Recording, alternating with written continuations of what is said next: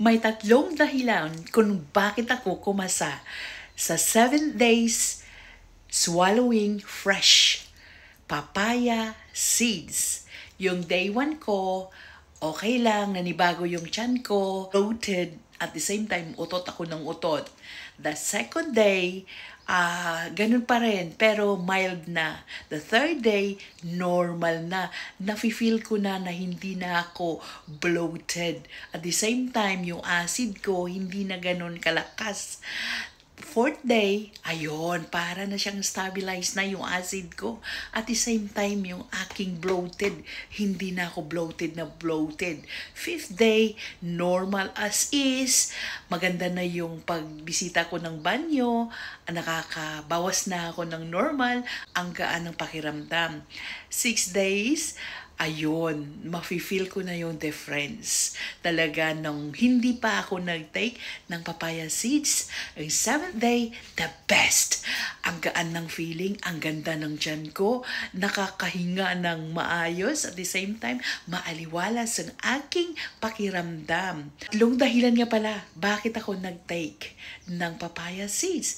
Ito ay nakakatulong dahil ito ay anti-parasitic. Nakakatulong ng pag-stabilize o di kay pagpalabas ng ating mga alaga sa tiyan, yung mga parasites natin sa loob. Pangalawa, it cleanses o detox ng ating mga liver and kidneys. Yung pangatlo, na-stabilize niya ang ating digestion. So ano pang inaantay nyo? Subukan nyo. Ito, panoorin nyo yung first, second, third, fourth, fifth, sixth, seventh day ko. So, ayun, nasa sa inyo kung subukan nyo. See you there! So, ready na ba ako sa paglunok ko ng papaya seeds? Ready na ba kayo? Makita ako lulunok ng papaya seeds? Ito daw ay maganda sa katawan dahil ito ay anti-inflammatory at the same time parasitic removal daw. Yung mga, alam mo na, mga alaga natin. O, di ba? Kaya, papakita ko sa inyo isang kutsara, lulunukin ko. Ipapakita ko sa inyo paano ko lulunukin. Hindi to edited ha. Ayan. Yan mo ng buo. Ayan. Ngayon may naiwan pa.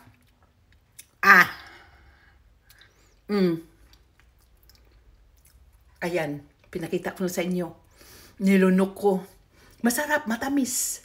So, day 2 ngayon ng ating papaya seeds challenge.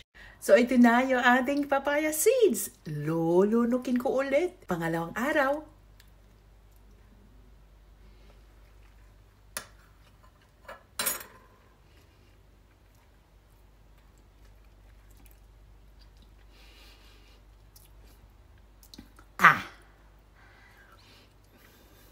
Di ba? See how it goes. Oh, yung first day pala, kung nagtatanong kayo kung ano ang resulta sa akin, parang wala naman. Hindi naman ako bumisita sa banyo ng maramihan. Normal lang. Hindi ko lang alam itong pangalawa. I'll update you again bukas. Hey guys, it's my 3rd day to swallow fresh whole papaya seeds.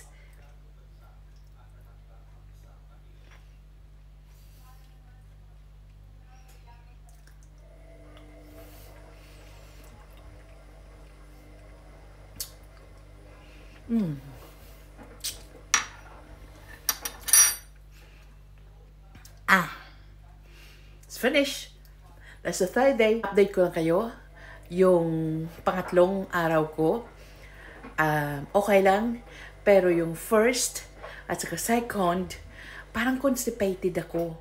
Malaking teaspoon kasi yung una. So ngayon, this is the normal teaspoon.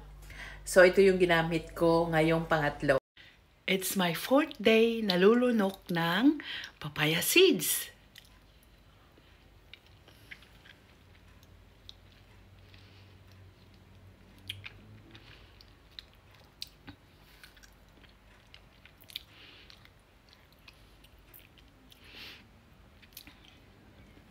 So, Kung napapaitan kayo, meron din siyang papaya flesh. Kakainan mo na lang, susundan mo na lang.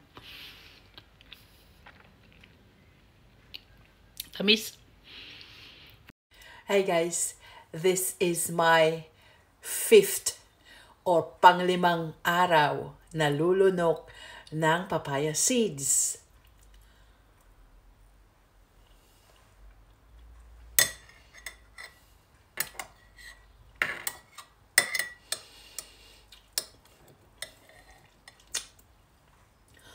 Kung gusto mo dagdagan, okay lang.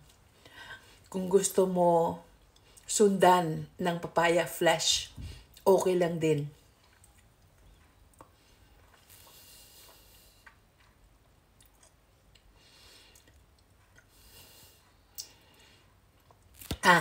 Wala na. Panglimang araw na yon. Subukan nyo rin.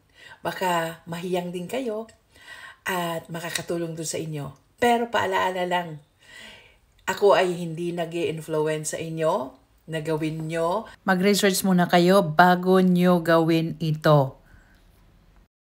So guys, congratulations to me! Pang-anim na araw na to na paglunok natin ng papaya seeds. Ito ay fresh papaya seeds na lulunukin natin. Ito ay pang-anim na araw na. Matamis. Matamis siya. So, meron akong flesh dito, papaya. Flesh papaya. Of course, also, it's fresh. So, ito siya. Kung hindi nyo kaya lumunok ng whole papaya seeds, sundan nyo nito.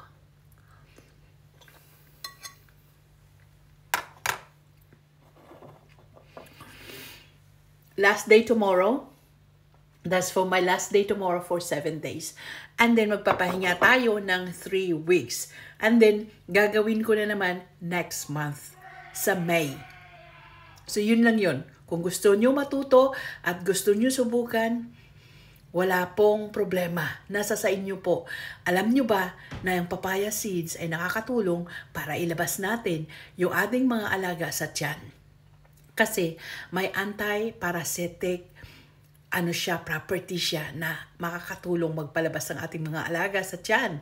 At the same time, makakastabilize ng ating acid sa tiyan. Nagpapalinis din. Tumutulong sa paglinis ng ating mga kidney. So yun lang yun. Simple. O diba? Napakasimple lang. So nasa sa inyo po kung subukan nyo o hindi. Sa akin, gumagana sa akin. So I will do it again. Pero this time, I have to wait 3 weeks. And then, I have to do it again for 7 days. Hey guys, this is my last day. This will be my 7th day of swallowing papaya seeds. So, lulunok na tayo ng huling subo ng papaya seeds. Kasi ito na yung last day. And then, I will continue after 3 weeks. So, sa isang buwan, 1 linggo lang ang kailangan mong punuin. 7 days in a month. So, I will see you in 3 weeks' time.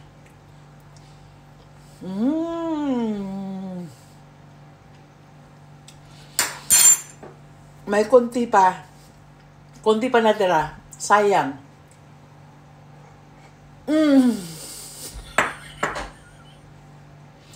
So, yun. So, sa 7 days, naging stabilize yung acid ko, less yung bloating ko, at nakakatulong ng panlinis ng kidney ko. At the same time, nagpapabilis ng ating digestion. At the same time, tinutulungan niya na kontrolin yung ating mga parasites sa ating tiyan, yung mga alaga natin. Kaya, well, nasa sa inyo kung gusto niyo subukan. Okay pa naman ako, buhay na buhay. So yun lang. I will see you again in 3 weeks' time. Bye-bye!